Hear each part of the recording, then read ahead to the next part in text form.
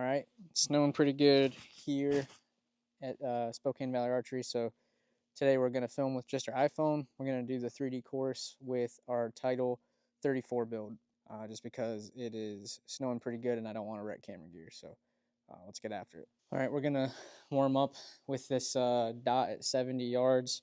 First shot, bubble was terrible. Second shot, bubble was fine, but just not a great shot. And then our last three down there. Here we have an SVA staple. It is the Sasquatch at like 56 yards. I always aim in the wrong spot. You need to be kind of underneath the chest line, but it's lower than what you think it is. It's almost kind of in the belly or the top of the belly. 2 shots at this. Do 2 shots at the moose at 90 yards as well. I think that's pretty good. Try to put one more close to it. Just double check and make sure. Tiny bit to the right. That could be the bubble at the end there. I think that's right there with the first one, but it is a little bit more center. So let's go grab those. I think those are 2 good shots at the Sasquatch. Good way to start. That's a 10 and an 11 to start with the Sasquatch.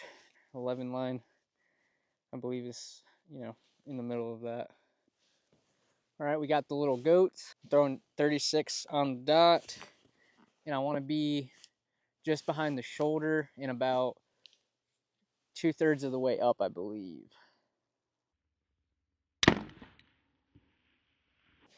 right, that's going to be an 8. I wanted to be more off the shoulder. I just missed right.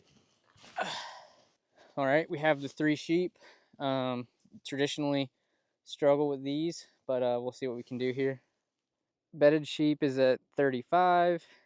White sheep is at 43.5. Brown sheep is at 54. 1 arrow in each target.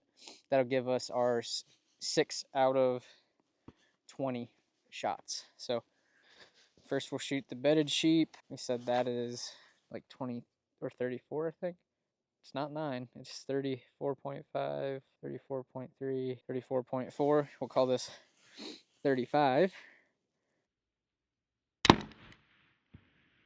That's also a little bit right. Onto the white sheep, 44. That is super high, 44.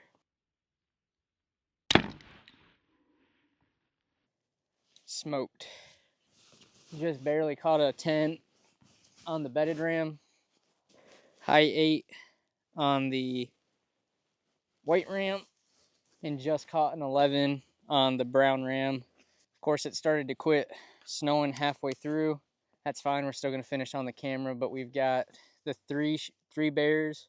We're going to do the tan one, gray one, and black bear. That's 24 yards and 45, and basically also 45 for the black bear. We didn't miss high, but we're still to the right. I'm about out of right adjustment, so we'll avoid moving it for now, but I don't know if we'll get a 10 on that. Oh yeah, we got a 10. We're just super right for 11. We're gonna do the gray bear first. Shows 45 with a 12-degree angle. And I just know it's gonna be the same distance, but right in the armpit for the black bear.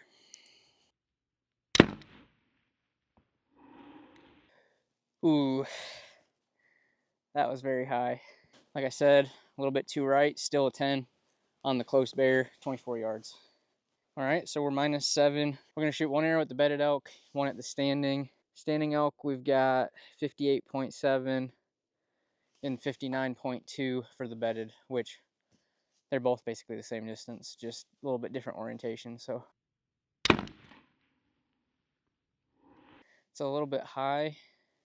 Where her knee folds under her, you go straight up that, and that's your 10 ring for your left and right. And then not there.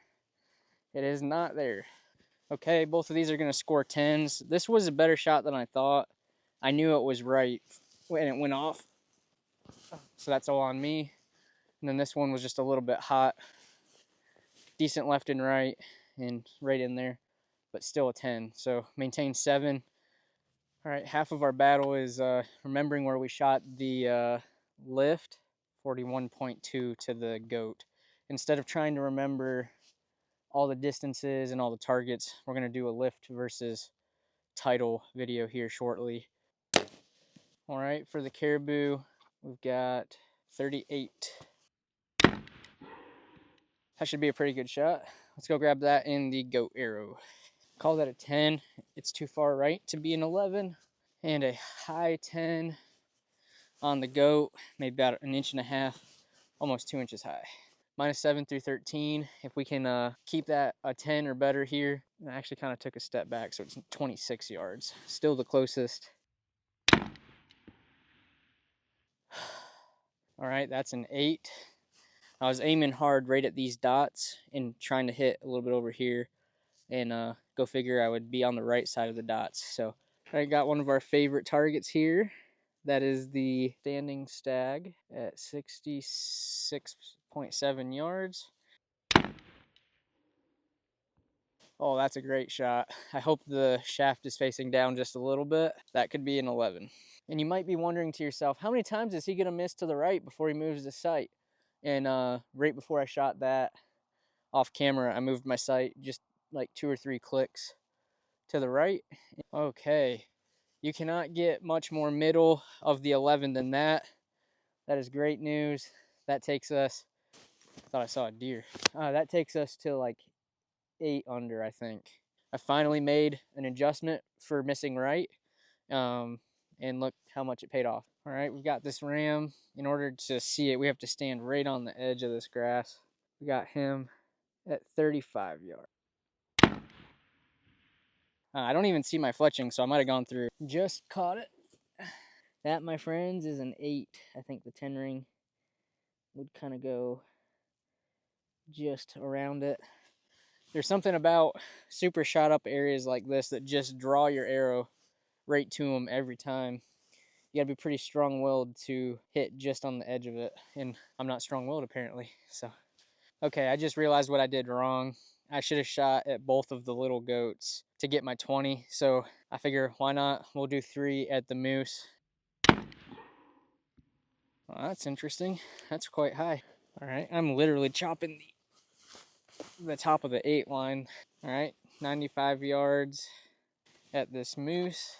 We gotta be right on the money with that. I think that's about all I can clear with my vane upside down. We were in a little lull there, so hopefully we can knock out some good shots here.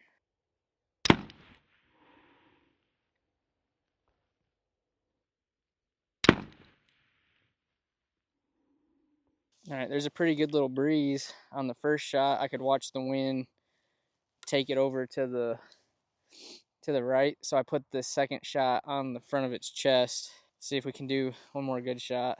That's a 5. That's a great shot, but a little bit low. I'm sure you can hear it because even with the windsock, the wind's a lot worse down here than it was back there. Kind of protected by a hill. Not a great way to end 8.85. That's 2 for, that's 9 points in one target. All right, traditionally I'm pretty bad at ending these videos because I go home and don't feel like recording the ending. We're gonna do a follow-up video. We're gonna do title versus lift. We'll do 10 targets, 1v1, and see who comes out the winner and by how much and what total score we can shoot. Also, if you will, go below, I linked 2 different companies that I work with. One is Swamp Dog Outfitters, which is a faith-based clothing ministry, and then the second is the Greeting Call. That is a faith-based podcast and nonprofit. Highly recommend you check them out. They're doing a lot of support for North Carolina hurricane victims. If you would also go to my Instagram, which is linked below, and give me a follow there. My goal is to hit 1,000 followers on Instagram and 1,000 subscribers on YouTube in 2025. All right, that's the end of this. Catch you later.